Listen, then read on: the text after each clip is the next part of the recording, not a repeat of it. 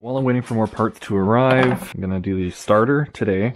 In the description, there's going to be an entire list of everything that needs to be done, all of the major stuff. So that's stuff that's going to make the car mobile and like road legal. And then there's the optional list, and that's just the extra stuff that I'm going to try and get done in the same time frame between all of the bigger projects. I think I mentioned in other videos, but as soon as I took the car back out on really, really cold days, it wouldn't start. It would just click a whole bunch of times. I'd have to rock the car back and forth, and that would loosen up the starter, and it would start. So it was getting kind of tired. But now it starts perfect, so I don't know. Maybe it was just because it was sitting for a few months and, you know, corrosion or whatever. So that's what I'm going to do right now. First thing we have to do is disconnect the battery, because there's obviously power going directly to the starter. Pop this bad boy off right here. Most people are going to be very tempted to immediately take off the positive, but that's not what you want to do. That's bad. You want to take off the negative. If you have a ratchet, which is metal, and let's say you're loosening something and it contacts with something that's metal, it's not going to arc because this is a negative and this is a ground. So like it's not going to do anything. But if I go on this one, which is live, and right now the battery has a ground, that means that this is going to arc off of anything that's metal that's going to touch it. So you always want to take the negative off first. And it goes the same for putting the battery back on. Positive on first, negative on second. So we can just take that off.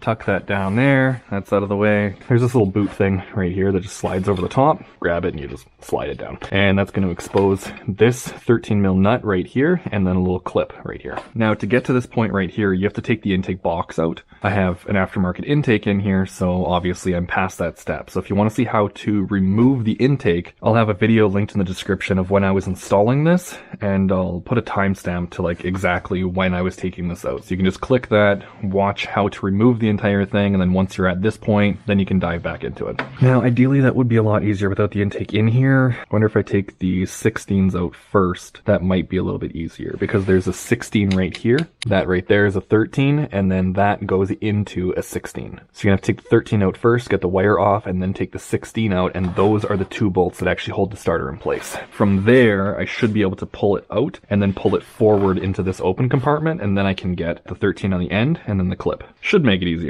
Maybe. Let's try and get down in here on this 13. Oh, that is a pain in the ass. So let's try a shallow 13 and a longer ratchet. There we are. Oh, you gotta love all the room that they give you in here.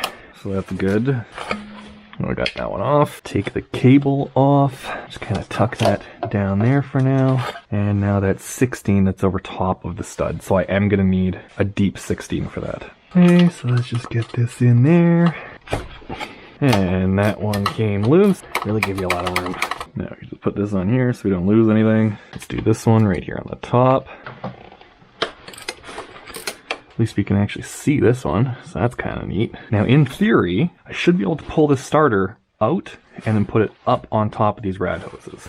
Oh my god, it's like seized in there. There we go. Pull that gear up, bring it right over here. There we go. That didn't work at all. That actually made it significantly harder to see everything. God damn it. It still definitely sucks, but I can see it. So maybe I can make this work. So let's just take a very small flathead screwdriver, stick it in here, and just gonna pop that tab up. And then at that point, I should be able to not fit my hand through there. So that sucks. How the hell am I supposed to do this?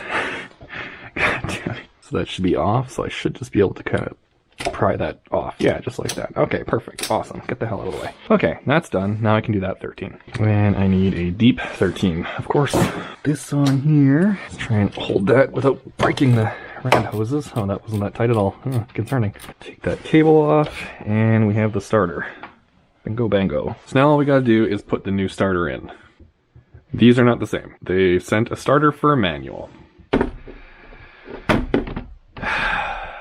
Okay, so we're putting the old starter back in, and I mean, in this instance, this starter still works, it just gets stuck when it's cold. But it is warming up, so I guess this will work for like the spring and summer, and then I'll put a new one in the fall. So, old starter is going back in, but I mean, the process is still going to be exactly the same. You would be putting a new starter in. So let's just come back over here, get the bolts and everything. God damn it. So let's get the light back in here and start just undoing the exact same thing that we just took out for no reason. This is awesome. Okay, I'm getting sick of these gloves. It's just taking forever. So to start, we'll put the positive lead back on the starter, and this 13 mil nut is going to be 16 Newton meters, which is like not even 12 foot-pounds. So if you're using Imperial, you need to go to 114 inch-pounds to tighten this, because this will shear off. It really does not need to be that tight. So let's just snake this back in here so we can start attaching this. Get that nut back on there. So that's good. Now we can put this plug back on, push it until it clicks. Now this can come down and just kind of, and just kind of sneak it back in here like that. Okay. Awesome. And now I have to kind of make like another joint in my arm to get this up and then in the hole. So that's back in place. Cool. Now there's these bolts which have to go back in. These are the 16 millimeter ones. The ones with the stud goes on the bottom for the ground strap. So if I could see past this rad hose, then I will be able to get it in here, maybe. Hey, it's working. Wow, it never happens on the first try. Alright, the starter really wanted to go back in. Now this one here with the stud goes down in the bottom in the thing. Come on. Get in the hole. I have no idea if this is working.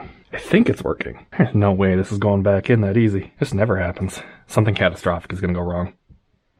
Well, I guess it already did. The starter was wrong. Let's try and get this 16 in there. Oh yeah, that's working. We have so much room for activities. I can get a whole 3 clicks on the ratchet. Wow.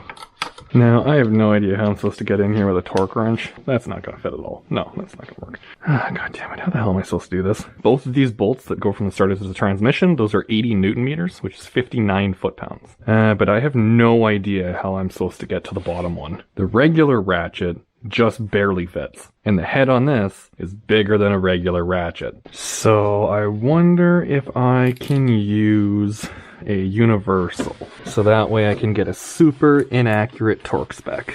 Right? That's how it works.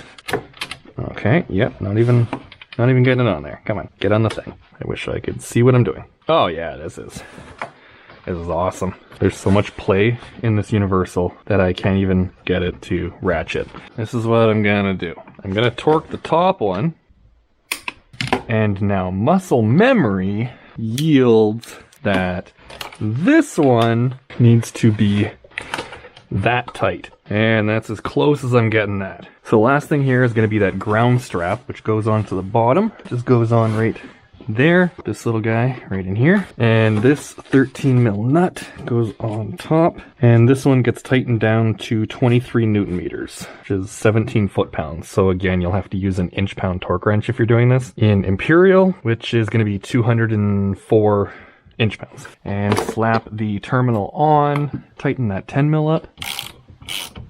So you just pop the cover back on, and yeah, that's it. So the new starter is in, and I just did this entire process for absolutely nothing, so that's super awesome. So glad I just wasted all that time. But, I mean, at least now you know how to change a starter. So whenever I get the proper starter for this, the one for a DSG, not a manual transmission, then I can just put that in, and you already know the process and everything. So, that was a giant waste of time, but now you know how to do it, so that's kind of neat, I guess. I tried starting the car, just to make sure that everything was functioning normally, and, well, the battery's completely dead. Like, the lights and everything don't even come on. So I put the little trickle charger on it. Actually, I'll just show you. So this comes on, it does its thing, scans the battery, and then all of the lights flash, which mean 2 things. One, has a dead cell, and it's refusing to charge because it's requiring too much load from the charger, or 2, the battery is completely frozen and again requiring too much load from the charger. So there's 2 outcomes here. One, I bring the battery inside the house, so I got to take it all out, bring it inside, let it warm up, and then tomorrow try and charge it, and then hopefully it'll hold a charge. Or 2, it has been frozen for too long and it's not going to hold a charge, which means that the brand new battery that was just installed has to go back and get returned. Luckily, it has a 1-year warranty. Like, it sucks. It's just more work that I have to do because the battery froze. Because, like, goddamn Canadian winters. Like, it